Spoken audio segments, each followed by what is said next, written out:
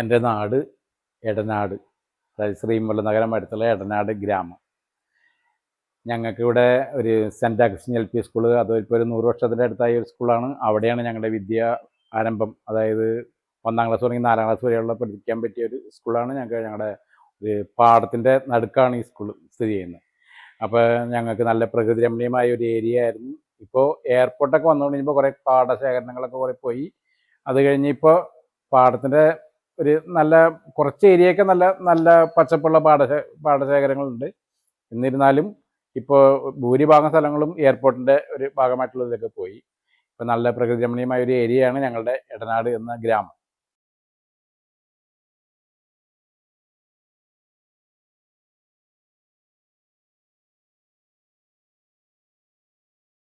പിന്നെ ഞങ്ങളുടെ പ്രാഥമിക വിദ്യാഭ്യാസം ഇവിടുന്ന് എടനാട് LP സ്കൂളിൽ നിന്നായിരുന്നു, സെൻറ്റ് അഗസ്റ്റിൻ LP സ്കൂള്. അതിനുശേഷം 5ാം ക്ലാസ് തുടങ്ങി 10ാം ക്ലാസ് വരെ ശ്രീമുല്ല നഗരം അഗൂർ ഹൈസ്കൂൾ അവിടെയായിരുന്നു. അതിനുശേഷം പിന്നെ ഞാൻ പഠിച്ചത് ഡീപോളിൽ പ്രീ ഡിഗ്രി പഠിച്ചു. അതിനുശേഷമാണ് ഞാൻ ഫോട്ടോഗ്രാഫി മേഖലയിലേക്ക് തിരിഞ്ഞത്. ഞങ്ങളുടെ സെൻറ്റ് അഗസ്റ്റിൻ LP സ്കൂൾ എന്ന് പറഞ്ഞാൽ ഞങ്ങളുടെ വീടിൻ്റെ അടുത്ത് തന്നെയാണ്. അതായത് ഞങ്ങളുടെ ഈ ഈ ഗ്രാമത്തിലുള്ള കുട്ടികളാണ് കൂടുതലുള്ളത്. സുഹൃത്തുക്കൾ ഞങ്ങൾ ഒന്നിച്ചാണ് കൂടുതലും സ്കൂളിലേക്ക് പോവാറ്. സ്കൂളിൽ ചെന്ന് കഴിഞ്ഞാൽ സാർമാരാണെങ്കിലും ഞങ്ങളോട് ഭയങ്കര, ഞങ്ങളുടെ മാതാപിതാക്കളെ പോലെയാണ് അവർ ഞങ്ങളെ കെയർ ചെയ്തുകൊണ്ടിരുന്നത്. അതേപോലത്തെ നല്ലൊരു ഞങ്ങളുടെ കൂട്ടുകാരാണെങ്കിലും എല്ലാവരും തമ്മിൽ അറിയുന്നവരായിരുന്നു കൂടുതൽ. അപ്പോൾ അത് കാരണം എല്ലാവരായിട്ടും ഭയങ്കര ഒരു എന്ത് വിശേഷങ്ങളുണ്ടെങ്കിലും എന്ത് പ്രശ്നങ്ങളുണ്ടെങ്കിലും അവിടെ ഷെയർ ചെയ്യായിരുന്നു, ഞങ്ങൾ കൊച്ചുകുട്ടികളായിരുന്നെങ്കിലും. അപ്പോൾ അങ്ങനെ ഒരു വളരെ കുടുംബമായാണ് നമ്മുടെ സ്കൂളിൽ ഇരുന്നത്. അതുപോലെ തന്നെ ഞങ്ങൾ ഈ മഴക്കാലമൊക്കെ ആണെങ്കിൽ ഞങ്ങളുടെ പാടത്തൂടെയാണ് ഞങ്ങളുടെ വഴി സ്കൂളിലേക്കുള്ളത്. അപ്പോൾ ആ വഴിക്കൊക്കെ പോകുമ്പോൾ വെള്ളം കെട്ടിക്കിടക്കുന്നവർക്ക് വെള്ളം തെറിപ്പിക്കുക, അതുപോലെ തന്നെ വെള്ളം കൂട്ടത്തിൽ പടക്കം പൊട്ടിക്കുക, അങ്ങനെ വെള്ളത്തിലൊക്കെ തുള്ളിച്ചാടിയാണ് ഞങ്ങൾ സ്കൂളിലേക്ക് ചെല്ലുമ്പോഴേക്കും ഞങ്ങളുടെ ട്രൗസറും ഷർട്ടൊക്കെ നനഞ്ഞിട്ടുണ്ടാവും. എന്നിരുന്നാലും എല്ലാവരും വളരെ ഹാപ്പി ആയിരുന്നു. ആർക്കും അങ്ങോട്ടും ഇങ്ങോട്ടും വലിയ ദേഷ്യമോ അല്ലെങ്കിൽ അങ്ങോട്ടും ഇങ്ങോട്ടും ഉന്തും തള്ളോ ഒന്നും ഇല്ലായിരുന്നു. അന്ന് ചെരുപ്പിടുന്ന പരിപാടിയില്ല, ചെരുപ്പില്ല ഞങ്ങൾക്കാർക്കും. ഞങ്ങളെല്ലാവരും ഈ ചെളിവെള്ളത്തിലൂടെ ആണെങ്കിലും നടന്നാണ് പോയിക്കൊണ്ടിരുന്നത്. പാടം ആയിരുന്നു, ഇന്നത്തെ മാതിരി ടാർ റോഡൊന്നുമല്ല.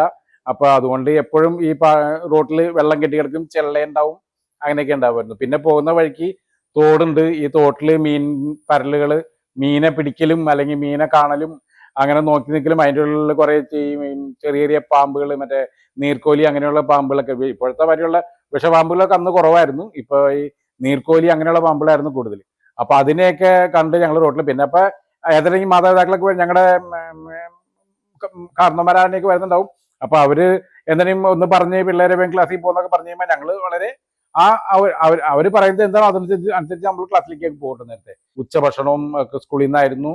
അതുപോലെ തന്നെ ഫ്രണ്ട്സ്, സുഹൃത്തുക്കളൊക്കെ നല്ല രീതിയിൽ എല്ലാവരും നമ്മളായിട്ട് ഒന്നിച്ച് എല്ലാം, ഇപ്പം വീടുകളിൽ ഉണ്ടാവുന്ന സാധനങ്ങൾ, അതായത് ഇപ്പം കപ്പയായാലും അല്ലെങ്കിൽ എന്ത്, ഇപ്പം മാമ്പഴമായാലും എന്ത് ഫ്രൂട്ട്സൊക്കെ കൊണ്ടുവരായിരുന്നു. അതൊക്കെ നമ്മൾ സ്കൂളിൽ വെച്ച് അങ്ങോട്ടും ഇങ്ങോട്ടൊക്കെ ഷെയർ ചെയ്ത് കഴിക്കും.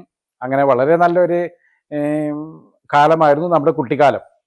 അതിനുശേഷം നമ്മൾ മുതിർന്ന ക്ലാസ്സിലേക്കൊക്കെ വരുമ്പോൾ ഇത്രയും നമുക്ക് ഒരു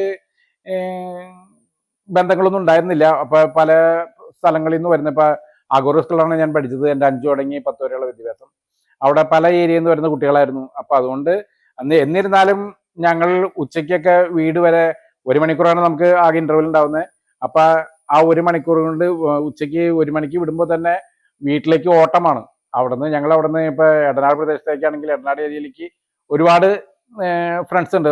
ഞങ്ങൾ ഒന്നിച്ച് പഠിക്കുന്ന കുട്ടികളും അതുപോലെ തന്നെ ഞങ്ങളുടെ സീനിയേഴ്സായ ചേട്ടന്മാർ അവരൊക്കെ ഉണ്ട്. അപ്പോൾ അവരൊക്കെ ഒന്നിച്ച് ക്ലാസ് വിടുമ്പോൾ തന്നെ ഏതാണ്ട് ഒരു 10 മിനിറ്റുള്ളൂ ഞങ്ങൾക്ക് ശ്രീമുല്ലത്തുനിന്ന് 1 കിലോമീറ്റർ വരണം എടനാട് എന്നുള്ള നമ്മുടെ പ്രദേശത്തേക്ക്. അപ്പോൾ ആ ഓടി ഒരു 15 മിനിറ്റിനുള്ളിൽ വീട്ടിലെത്തും. വീട്ടിൽ വന്നു കഴിഞ്ഞാൽ വീട്ടിലൊന്ന് ഭക്ഷണം കഴിച്ച് ഉടനെ തന്നെ സ്കൂളിലേക്ക് വിടലാണ്. അപ്പോൾ 2 മണിക്കുള്ളിൽ സ്കൂളിൽ ചെല്ലും. അപ്പോൾ എല്ലാവരും നമ്മളൊരു എല്ലാ കുട്ടികളും എന്താ വെച്ചാൽ നമ്മൾ ഒറ്റയ്ക്കല്ലല്ലോ, നമ്മുടെ കൂട്ടുകാരെല്ലാവരും ഉണ്ടല്ലോ. അതുകൊണ്ട് എല്ലാവരും വളരെ ചിരിച്ച് കളിച്ച് വർത്തമാനങ്ങൾ പറഞ്ഞ് നമ്മൾ വേഗം വരുന്നത്, അതുപോലെ തിരിച്ചും വേഗം പോകുന്നത്. അതുപോലെ 4 മണിക്ക് ക്ലാസ് കഴിഞ്ഞാലും ഈ കൂട്ടായ്മയിൽ തന്നെയായിരിക്കും എല്ലാവരും വീടുകളിലേക്ക് വരിക. കൂട്ടുകാരെ ഒന്നിച്ച് വരും. ഇപ്പം മഴയായാലും വെയിലായാലും എന്ത് ഇതാണെങ്കിലും എല്ലാവരും കൂടെ ഉണ്ടാവും. ഇപ്പം അന്നൊക്കെ കുട എന്ന് പറഞ്ഞാൽ മഴക്കാലത്തൊക്കെ കുടകൾ ഒരു 3-4 വരെ ആൾ വെച്ച് ഒരു കുടയിലുണ്ടാവും. അതേമാതിരി അന്ന് കുടയൊന്നും ഇത്ര സുലഭമായിട്ട് എല്ലാവർക്കും ഉണ്ടായിരുന്നില്ല. അപ്പോൾ അന്നിരുന്നാലും അവർ വളരെ നല്ല രീതിയിൽ നല്ല ഫ്രണ്ട്ഷിപ്പോട് കൂടി എല്ലാവരും ഇതൊക്കെ ഉൾക്കൊണ്ട് നമ്മളെ ഇപ്പം വീടുകളിൽ കുണുന്നാക്കുന്ന കുട്ടികളെ നമ്മുടെ മുതിർന്ന ചേട്ടന്മാരൊക്കെ വീടുകളിൽ കുണുന്നാക്കും. അതേമാതിരി കൂട്ടായ ഒരു നല്ല നല്ല കൂട്ടായ ഒരു കൂട്ടായ്മയായിരുന്നു അന്നുണ്ടായിരുന്നത്. അതൊക്കെ വളരെ ഇപ്പോഴും നമുക്ക് പഴയ കാലത്തെ പറ്റി ഓർക്കുമ്പോൾ ഒരുപാട് നല്ല മധുര സ്മരണകൾ കിട്ടുന്ന അനുഭവങ്ങളായിരുന്നു. ആദ്യകാലത്ത് ഞങ്ങൾക്ക് മഴ പെയ്യുമ്പോൾ ഭയങ്കര സന്തോഷമായിരുന്നു. എന്ന് വെച്ചാൽ മഴ പെയ്ത് കഴിഞ്ഞാൽ ഞങ്ങളുടെ റോഡുകളിലൊക്കെ വെള്ളം കയറും. അതേമാതിരി മലവെള്ളം വന്ന് നമ്മുടെ റോഡുകളിൽ പിന്നെ അപ്പോഴാണ് നമ്മുടെ ഈ പ്രദേശത്തുള്ള ചില ഏരിയകളിലൊക്കെ വഞ്ചികൾ ഉണ്ടായിരുന്നു. അപ്പോൾ ഈ വഞ്ചികളൊക്കെ കൊണ്ട് നമ്മുടെ വീടിന്റെ പരിസരങ്ങളിലൊക്കെയാണ് അടുപ്പിച്ചിരുന്നത്. അപ്പോൾ ചിലപ്പോൾ കുറച്ചു നേരം വഞ്ചിയിൽ തുഴഞ്ഞു പോകാൻ പറ്റിയില്ലെങ്കിലും കുറച്ചു നേരം വഞ്ചിയിലൊക്കെ കയറിയിരിക്കാൻ പറ്റുന്ന അവസരങ്ങൾ. അപ്പോൾ അതുപോലെ ഞങ്ങളുടെ ഈ സുഹൃത്തുക്കളൊക്കെ ഉണ്ടാവും മലവെള്ളം കാണാൻ വേണ്ടി. എൻ്റെ വീട് ഇപ്പോൾ ഉദ്ദേശം ഈ പാടത്തിന്റെ സമീപത്ത് തന്നെയാണ്. അപ്പോൾ അതുകൊണ്ട് ഈ പ്രദേശത്തൊക്കെ വെള്ളം കയറി നിൽക്കുന്നത് കൊണ്ട് നമ്മുടെ ഈ അടുത്തുള്ള ഈ എടാട് പള്ളിയുടെ പരിസരത്തു നിന്നും അതേപോലെ തന്നെ ഇവിടെ എടാട്ടുള്ള മിക്ക സുഹൃത്തുക്കളും അതുപോലെ ചേട്ടന്മാര് അതേപോലെ മാതാപിതാക്കളൊക്കെ ഈ മലവെള്ളം കാണാൻ വേണ്ടിയിട്ട് നമ്മുടെ ഇവിടേക്ക് വരും. അപ്പൊ ഇവിടെ നമ്മുടെ ഈ നാട്ടിലുള്ളവരുടെ വഞ്ചികളൊക്കെ അടുപ്പിച്ചിട്ടുണ്ടാവും. അപ്പൊ കുറച്ചു നേരം ചിലപ്പോൾ വഞ്ചിയിൽ കയറി ചിലപ്പോൾ നമുക്ക് ചേട്ടന്മാര് കുറച്ചു നേരം നമ്മളെ വഞ്ചിയിലൊക്കെ ഒന്ന് ഈ പാടത്തോടെ ഒന്ന് കുറച്ചു നേരം കൊണ്ടു കിടക്കും. അതുപോലെ തന്നെ ഇപ്പൊ മാറി മാറി ഇപ്പം എല്ലാവർക്കും കയറാൻ വേണ്ടിയിട്ട് അങ്ങനെ 2-3 ട്രിപ്പായിട്ടൊക്കെ പലരെയും അങ്ങനെ കൊണ്ടു നടക്കും. അതൊക്കെ വളരെ നല്ലൊരു സന്തോഷമുള്ള കാലമായിരുന്നു അന്ന്. ഇപ്പൊ പിന്നെ മലവെള്ളം വരുന്നത് പറഞ്ഞാൽ ഭയങ്കര ഭീകരമായ ഒരു കണ്ടീഷനിലല്ലേ വരുന്നത്. വെള്ളപ്പൊക്കം പിന്നെ ഇപ്പൊ 2018 വെള്ളപ്പൊക്കമാണ് നമ്മളുടെ ഇപ്പൊ നാട്ടിൽ ഞങ്ങൾക്കൊക്കെ ഏറ്റവും കൂടുതൽ അറിയപ്പെടുന്ന ഏറ്റവും കൂടുതൽ ദുരിതങ്ങൾ അനുഭവിച്ച ഒരു സമയം 2018 വെള്ളപ്പൊക്കമായിരുന്നു. അതിക്ക് മുന്നൊക്കെ വെള്ളപ്പൊക്കം നമുക്ക് വളരെ എൻജോയ്മെന്റ് ആയിരുന്നു. അതായത് വെള്ളപ്പൊക്കം വന്നു കഴിഞ്ഞാൽ ഉടനെ തന്നെ ഒരു 1-2 ദിവസം അതിൽ കൂടുതലൊന്നും വെള്ളം നിൽക്കാറില്ല. അത് ആർക്കും ഒരു ഭീകരാവസ്ഥയൊന്നും ഉണ്ടാവാറില്ല. ആ മഴവെള്ളമൊക്കെ വന്നു കഴിഞ്ഞാൽ ഉടനെ തന്നെ ആ വെള്ളം ഇറങ്ങി പോവുകയും ചെയ്യും. അന്നൊക്കെ മിക്കപ്പോഴും ചൂണ്ടയിടല്, മീൻ പിടിക്കല് അങ്ങനെയുള്ള ഒരു സംരംഭങ്ങളൊക്കെ ആയിരുന്നു കൂടുതൽ ഞങ്ങളുടെ ടീമൊക്കെ ഉണ്ടായിരുന്നത്. അപ്പൊ അതൊക്കെ എല്ലാവരും വളരെ എൻജോയ് ചെയ്താണ് നമ്മളെ പരിപാടിയും ചെയ്തിരുന്നത്. അന്നത്തെ ഞങ്ങളുടെ എന്റർടൈൻമെന്റിന് കൂടുതലും മഴക്കാലം ഇപ്പൊ നമ്മുടെ ഇവിടെ ചെറു തോടുകൾ വരെ ഉണ്ടായിരുന്നു. ഈ തോടുകളിൽ തന്നെ നമുക്ക് ഒരുപാട് മീനുകൾ ഉണ്ടായിരുന്നു. ഈ കറുപ്പ്, ബ്രാല്, മുഴി അങ്ങനെ പറഞ്ഞ പഴയ മീനുകളൊക്കെ ഉണ്ടായിരുന്നു. അതൊക്കെ നമുക്ക് ചൂണ്ടയിട്ട് പിടിക്കാനും അതുപോലെ തന്നെ ഞങ്ങളൊക്കെ ഈ തോട്ടിലിറങ്ങി ഈ ചതുപ്പിന്റെ ഉള്ളിലൊക്കെ ഈ മീനുകൾ പതുങ്ങിയിരിക്കും. അതിനെയൊക്കെ പിടിക്കല് അതൊക്കെ ഇവിടെ ആൺകുട്ടികളും പെൺകുട്ടികളും എല്ലാവരും വരുമായിരുന്നു. അന്നൊക്കെ ഈ പാടങ്ങളിൽ നമുക്ക് മിക്ക ഏരിയയിലും ഉണ്ടായിരുന്നു ഇതേമാതിരി തോടുകൾ നന്നായിട്ടുണ്ടായിരുന്നു. പിന്നെ മിക്ക പാടങ്ങളിലും ഉണ്ടായിരുന്നു നന്നായിട്ട് മീനുകൾ. അതുപോലെ ഒരു കൊയ്ത്ത് വന്നു കഴിഞ്ഞാല് അപ്പൊ ഈ വിളവെടുക്കേണ്ട സമയമാകുമ്പോൾ കൊയ്ത്ത് വന്നു കഴിയുമ്പോൾ ഈ പാടങ്ങളിൽ താഴ്ന്ന പ്രദേശത്തൊക്കെ മീനുകൾ ഉണ്ടാവും. അപ്പൊ അതിനെയൊക്കെ പിടിക്കാനായിട്ട് ഈ സമീപ പ്രദേശങ്ങളിലുള്ള നമ്മുടെ മുതിർന്ന ചേട്ടന്മാരൊക്കെ വരും. അപ്പൊ ഈ പാടത്ത് ഇറങ്ങി മീൻ പിടിക്കുക അതൊക്കെ അന്ന് കൊച്ചുകുട്ടികളായ ഞങ്ങളൊക്കെ ഇത് കണ്ടിരിക്കാനും ഞങ്ങൾക്ക് പറ്റുള്ളായിരുന്നു. എന്നുവെച്ചാൽ പാടത്തേക്ക് ഇറങ്ങി കഴിഞ്ഞാൽ പാമ്പൊക്കെ ഉള്ളതുകൊണ്ട് ഈ പാമ്പ് എന്ന് പറഞ്ഞാൽ വലിയ വിഷപ്പാമ്പുകളൊന്നുമില്ല. ഈ കുട്ട അതേപോലെ തന്നെ ഈ നീർക്കോലി അങ്ങനെയുള്ള പാമ്പുകളൊക്കെയാണ്. പക്ഷെ എന്നിരുന്നാലും ഞങ്ങൾക്കൊക്കെ വെള്ളത്തിലേക്ക് ഇറങ്ങാൻ പേടിയായിരുന്നു. ചെളിയിലേക്ക് എന്തൊക്കെ ഇറങ്ങാനായിട്ട് ഞങ്ങളൊക്കെ വരമ്പത്ത് നിന്ന് ഇതൊക്കെ കണ്ട് ആസ്വദിക്കും. അപ്പൊ അതൊക്കെ നല്ലൊരു വളരെ രസകരമായ ഒരു സംഭവങ്ങളായിരുന്നു. അതൊക്കെ വളരെ നന്നായിട്ട് എല്ലാവരും എൻജോയ് ചെയ്തിരുന്നു. അന്നൊക്കെ കൂട്ടായ്മ ഉള്ളതുകൊണ്ട് എല്ലാ ജനങ്ങളും അതായത് മാതാപിതാക്കളും സ്ത്രീജനങ്ങളും വരും, പുരുഷന്മാരുണ്ടാവും, എല്ലാവരും ഉണ്ടാവുമായിരുന്നു. അപ്പൊ എല്ലാവരും വളരെ എൻജോയ് ചെയ്യുന്ന ഒരു സംരംഭങ്ങളായിരുന്നു അതൊക്കെ. അന്ന് കൂടുതലും ഞങ്ങൾക്ക് ചെറുപ്പകാലത്ത് ഇപ്പൊ ഏറ്റവും വലിയ ഞങ്ങളുടെ ഒരു ആഘോഷം ഉണ്ടായിരുന്നത് നമ്മുടെ കാഞ്ഞൂർ തിരുനാള്, അതുപോലെ തന്നെ നമ്മുടെ ശിവരാത്രി, ആലോ ശിവരാത്രി അതൊക്കെയാണ് ഏറ്റവും കൂടുതൽ എൻജോയ് ചെയ്തിരുന്നത്.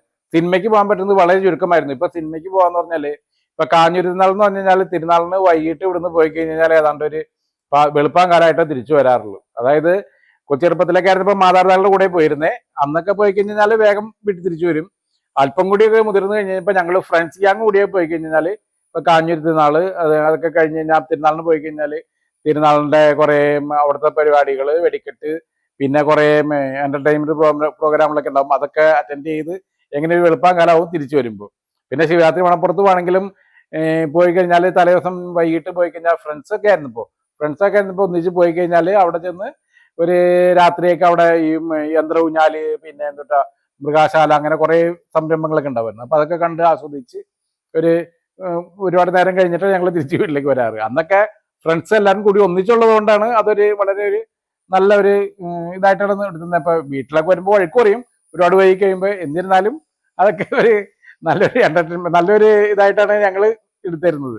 അപ്പൊ ഇപ്പൊ പാടത്തും ഒക്കെ ഇറങ്ങി അല്ലെങ്കിൽ നമ്മൾ ഇപ്പൊ എന്തെങ്കിലും വിധത്തിൽ നമ്മൾ സമയം വൈകുക അങ്ങനെയൊക്കെ ചെയ്താൽ, അല്ലെങ്കിൽ ഫുട്ബോൾ കളി, ഇപ്പൊ ഫുട്ബോൾ വൈകിട്ട് ഞങ്ങളുടെ ഏറ്റവും കൂടുതലാണ് നമ്മൾ ക്ലാസ് കഴിഞ്ഞ് വന്നു കഴിഞ്ഞാലുള്ളതാണ് ഫുട്ബോൾ കളി.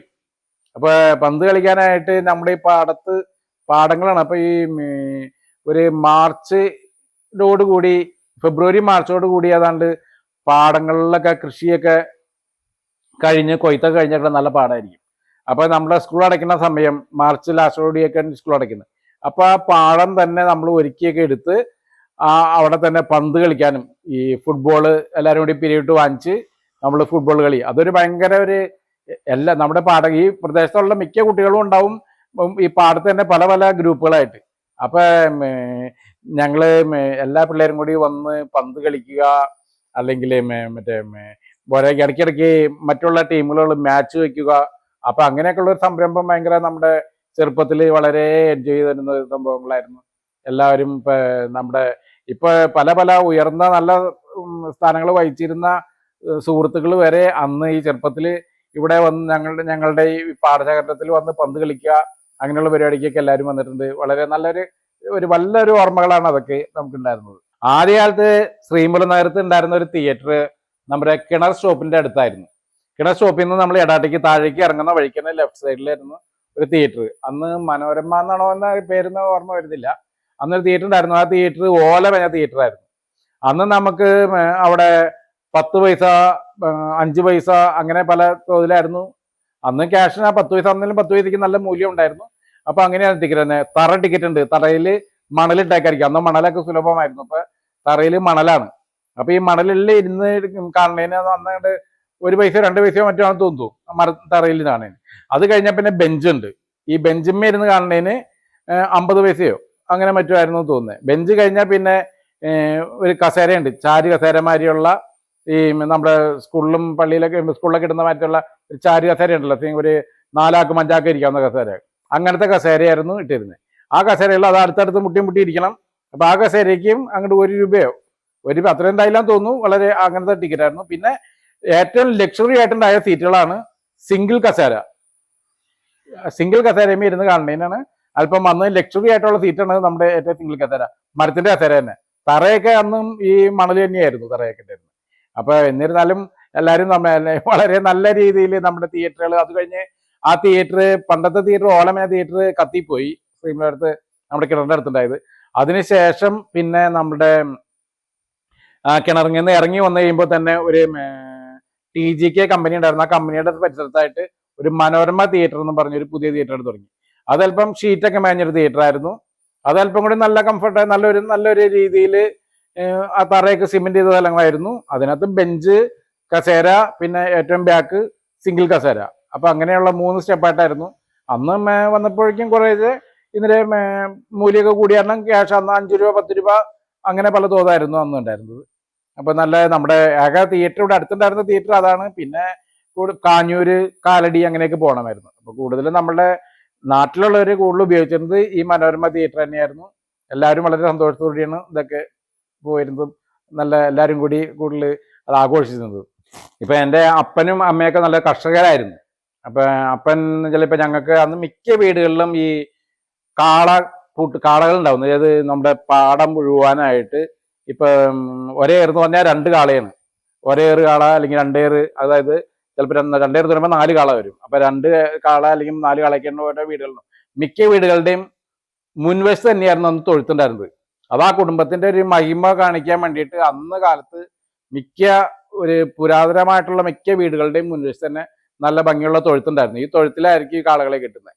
ഇപ്പോഴാണ് തൊഴുത്തൊക്കെ ബാക്കിലേക്ക് പോയല്ലോ. അപ്പൊ അന്ന് ഈ മെയിൻ ആയിട്ടുള്ളത് കൃഷി ആയതുകൊണ്ട് ഈ രാവിലെ ഏതാണ്ട് 5 മണിക്ക് തുടങ്ങും ഈ കൃഷിക്ക് ആരംഭത്തിനുള്ള പരിപാടികൾ. അതായത് രാവിലെ തന്നെ കാളകൾക്ക് വെള്ളം കൊടുക്കണം. അതുപോലെ തന്നെ കാളകളെ അഴിച്ച് രാവിലെ 6 മണിയാകുമ്പോൾ പാടത്തെത്തും. പാടത്ത് പോയി അപ്പൊ ഈ പാടത്ത് ഉഴുവാൻ പോകുമ്പോൾ 2 കാളേനെ കൊണ്ടുവന്നിട്ട് 2 കാള, പിന്നെ അതിന് ഉഴുവാൻ ഉപയോഗിക്കുന്ന ഈ കരി, മുഖം എന്നൊക്കെ പറഞ്ഞ സംഭവങ്ങളുണ്ട്. അതൊക്കെ ഇപ്പോഴത്തെ വീട്ടിലേർക്കും കൃത്യം ഇവരൊക്കെ യൂട്യൂബിൽ അടിച്ചാൽ കാണാണ്ടാവുള്ളൂ. അപ്പൊ എന്നിരുന്നാലും ഇതൊക്കെ കൊണ്ടുപോകണം. അപ്പൊ മാതാപിതാക്കൾ അപ്പൻ കാളേനെയും കൊണ്ട് പോകും. അപ്പൊ നമ്മൾ അതിന്റെ കൂടെ ഈ നുഖവും കരിയൊക്കെ ആയിട്ട് നമ്മൾ കൂടെ പോകും. അന്നൊക്കെ ഞാനൊക്കെ തീരെ ചെറുതായിരുന്നപ്പോൾ പോകാൻ പറ്റില്ല. എൻ്റെ അപ്പൊ ചേട്ടന്മാരാണ് ഇതിനൊക്കെ പോയിരുന്നത്. അപ്പൊ നമ്മളൊക്കെ മുതിർന്നു കഴിഞ്ഞപ്പോൾ നമ്മളും പോകുമായിരുന്നു കൂടെ. അന്ന് പാടത്ത് പോയി, അത് കഴിഞ്ഞ് പാടത്ത് പോയി അവർ ഉഴുത് തുടങ്ങും. അത് കഴിഞ്ഞ് ഒരു 9 മണിയാകുമ്പോഴേക്കും 8 മണി 9 മണിയാകുമ്പോഴേക്കും ഞങ്ങൾ ഭക്ഷണം കൊണ്ടുചെല്ലും. 8 മണിയാകുമ്പോഴേക്കും കൊണ്ടുചെല്ലും. അത് കഴിഞ്ഞിട്ട് വേണം ഞങ്ങൾക്ക് സ്കൂളിലൊക്കെ പോകാനായിട്ട്. അപ്പോൾ 8 മണിയാകുമ്പോൾ ഭക്ഷണം കൊണ്ടുവന്ന് അവിടെ ചെന്ന് പാടത്ത് തന്നെ, അത് പാടത്ത് തന്നെ വേറെ തണലൊന്നുമില്ല. പാടത്ത് നല്ല അന്ന് ഇപ്പം ഇതേമാതിരി മരങ്ങളൊന്നും പാടത്തില്ലല്ലോ കൂടുതൽ. അപ്പോൾ ഒക്കെ കൃഷിസ്ഥലമായിരുന്നു. അപ്പോൾ ആ പാടത്ത് ചെന്നിരുന്ന് അപ്പൻ്റെ കൂടെയൊക്കെ ഇരുന്ന് അപ്പം ഭക്ഷണം കഴിക്കും. അത് കഴിഞ്ഞ് ഞങ്ങൾക്ക് കുറച്ച് ചെറിയ പങ്ക് ബാക്കി വെച്ചിട്ടുണ്ടാവും. അപ്പോൾ അതും കഴിച്ച് അന്നത്തെ ഭക്ഷണം എന്ന് പറഞ്ഞാൽ ഏറ്റവും കൂടി ചമ്മന്തിയും കഞ്ഞിയൊക്കെ ആയിരിക്കും. അപ്പം എന്നിരുന്നാലും വളരെ സ്വാദിഷ്ടമായിരുന്നു അന്നത്തെ ഭക്ഷണമൊക്കെ എല്ലാവർക്കും. അപ്പോൾ വീട്ടിലാരും കിട്ടുന്നത് നമുക്ക് വീട്ടിൽ ആഘോഷമായിട്ട് കഴിക്കുന്നതാണ് കപ്പ, അല്ലെങ്കിൽ പപ്പായയും കപ്പയും കൂടി വയ്ക്കുക, അല്ലെങ്കിൽ കപ്പയും പയറും കൂടി വയ്ക്കുക, അല്ലെങ്കിൽ പിന്നെ ചാള മീൻ വാങ്ങിച്ചു വയ്ക്കുക. അതൊക്കെയാണ് ഏറ്റവും വളരെ സ്വാദിഷ്ടമായ ഭക്ഷണങ്ങളായിരുന്നു അന്നൊക്കെ. എല്ലാവർക്കും നമ്മുടെ ഈ കൃഷിസ്ഥലത്തേക്ക് പോണേക്കാൾ മുമ്പ് രാവിലെ തന്നെ മാതാപിതാക്കൾ നമുക്ക് ഒരുക്കി തരുന്നത് കപ്പ ഒലത്ത് അല്ലെങ്കിൽ പുട്ട് ചൂടുക, അതൊക്കെയാണ് ഏറ്റവും ഫേവറേറ്റ്. അതൊക്കെ കഴിച്ച് പോയി കഴിഞ്ഞാൽ രാവിലെ തന്നെ ഇപ്പം നമുക്ക് ഒഴിവ് ദിവസങ്ങളിലാണെങ്കിൽ നമ്മൾ രാവിലെ തന്നെ ഇപ്പം പാടത്ത് ചെന്ന് ഞാറ് പാടങ്ങളിൽ കൊണ്ടിടാറുണ്ട്. അതേപോലെ തന്നെ ഇപ്പം 8 മണിയാകുമ്പോഴേക്കും അത് നടാനൊക്കെ ആയിട്ട് നമ്മുടെ പണിക്കാർ സ്ത്രീകൾ വരും. അപ്പോൾ അതിക്ക് മുമ്പ് നമ്മൾ ഞാറുകളൊക്കെ കൊണ്ടുപോയി പാടത്ത് കൊണ്ടുപോയി വിതറിയിടുക, അല്ലെങ്കിൽ നമ്മൾ അവിടെ ഉഴുവാനായിട്ട് പാടത്ത് വെള്ളം തിരിക്കുക, അല്ലെങ്കിൽ പാടത്ത് ഉഴാൻ വരുമ്പോൾ അതിനു വേണ്ടി സഹായിക്കുക, വരമ്പ് കളയ്ക്കുക. ഇതൊക്കെ പണികളൊക്കെ ഒഴിവ് ദിവസങ്ങളിൽ, അല്ലെങ്കിൽ ഒഴിവില്ലാത്ത ദിവസങ്ങളാണെങ്കിൽ രാവിലെ പോയി കഴിഞ്ഞാൽ ഒരു 6 മണിക്ക് പോയി കഴിഞ്ഞാൽ 8 മണിയാകുമ്പോഴേക്കും തിരിച്ച് വീട്ടിൽ വരും. വീട്ടിൽ വന്ന് കുളിയും കഴിഞ്ഞാണ്. അന്നത്തെ അധ്യാപകർ തന്നെ പലരും കർഷകർ, നല്ലൊരു കർഷകരായിരുന്നു. അപ്പൊ ഈ കർഷകർ തന്നെ അവർ തന്നെ രാവിലെ ഈ പാടങ്ങളിൽ പോയി പണിയെടുത്തതിന് ശേഷമാണ് അവർക്ക് ഈ സ്കൂളുകളിലേക്കൊക്കെ ജോലിക്ക് പോകാൻ പറ്റുന്നത്. മിക്ക ജോലിക്കാരും ഈ കർഷകരായിരുന്നുകൊണ്ട് അവർക്കൊക്കെ രാവിലെ തന്നെയുള്ള പണികൾ, ഈ അത്യാവശ്യം ഈ പണികൾ തീർത്തിട്ടാണ് എല്ലാവർക്കും പോകാൻ പറ്റുമായിരുന്നു. അന്ന് നമ്മുടെ ഈ ഏരിയയിലുള്ള എല്ലാവരുടെയും ഉപജീവനമാർഗത്തിന്റെ മെയിൻ ഭാഗം കൃഷിയായിരുന്നു. അന്ന് പാടങ്ങളിൽ ഇപ്പോൾ നന്നായിട്ട് കൃഷി ചെയ്തിരുന്നു. നല്ല ആ നെല്ലൊക്കെ എല്ലാ വീടുകളിലും സുലഭമായിരുന്നു. ഇന്നത്തെ മാതിരി അരിയൊന്നും കാശ് കൊടുത്ത് വാങ്ങിക്കൽ, ഞാനൊക്കെ എൻ്റെ ഓർമ്മയിലൊക്കെ പൈസ കൊടുത്ത് അരി വാങ്ങൽ ഏതാണ്ട് ഒരു 1980 തുടങ്ങിയൊക്കെയാണ് അരി വാങ്ങിക്കേണ്ട ഇതൊക്കെ വന്നേക്കുന്നത്. അപ്പോഴാണ് അത് പിന്നെ 80-90 ആയപ്പോഴേ അരി ഇവിടെ കർഷകരുടെ കൃഷിയൊക്കെ വളരെ കുറഞ്ഞു തുടങ്ങിയായിരുന്നു. അപ്പോൾ പിന്നെ അരിയൊക്കെ പുറമേ നിന്ന് വാങ്ങേണ്ടി വന്നിരുന്നു. അല്ലെങ്കിലും എല്ലാ വീട്ടിലും പാവലം, പടവലം, വെണ്ട, തക്കാളി അങ്ങനെയുള്ള പച്ചക്കറികൾ, ഒരുമാതിരി പച്ചക്കറികൾ എല്ലാ വീടുകളിലും ഉണ്ടാവും. അതുപോലെ തന്നെ ഇപ്പൊ അരി, വീടുകളിലേക്ക് ആവശ്യമുള്ള അരി എല്ലാ വീട്ടിലും ഉണ്ടാവുമായിരുന്നു. ഇപ്പൊ നമുക്ക് എല്ലാ സാധനങ്ങളും പൈസ കൊടുത്ത് വാങ്ങണം. അതൊരു ഇപ്പൊ അത് കാരണം അതനുസരിച്ച് ആളുകൾക്ക് പുറമേ നിന്ന് വന്ന ഭക്ഷണങ്ങളായതുകൊണ്ടും ഈ ജൈവ കൃഷി അല്ലാത്തതുകൊണ്ടും ആളുകൾക്ക് മിക്കവർക്കും അസുഖങ്ങളും, ഇപ്പൊ നമ്മുടെ നാട്ടിൽ തന്നെ പലർക്കും അങ്ങനെയുള്ള അസുഖങ്ങൾ, അങ്ങനെയുള്ള ഭാഗങ്ങളൊക്കെ വരുന്നുണ്ട്. അന്ന് കാലത്ത് ഇതേമാതിരി അടുക്കും കൂടുതൽ അസുഖങ്ങളോ അല്ലെങ്കിൽ അങ്ങനെയുള്ളൊന്നും വിഷയങ്ങളൊന്നുമില്ല. ഒരു പനി വന്നാൽ തന്നെ ആ വീട്ടിൽ തന്നെ ചികിത്സയുണ്ട്. ഒരു തുളസി വെള്ളമോ അല്ലെങ്കിൽ അങ്ങനെയൊക്കെ കഴിച്ചാൽ തന്നെ ആ പനിയൊക്കെ പെട്ടെന്ന് മാറുമായിരുന്നു. ഇപ്പോഴാണ് പനി എന്തെങ്കിലും വന്നു കഴിഞ്ഞാൽ ഉടനെ തന്നെ ഹോസ്പിറ്റലിൽ പോവുക, ആൾ അഡ്മിറ്റ് ആവുക, ആൾക്ക് കൂടുതൽ ട്രീറ്റ്മെന്റിന്റെ ആവശ്യം വരുന്നത്. അന്നത്തെ പഴയ കാലത്തെ ജീവിതവും ഇപ്പോഴത്തെ ജീവിതവും തമ്മിൽ ഒരുപാട് വ്യത്യാസം ഉണ്ടെന്ന് മാത്രം.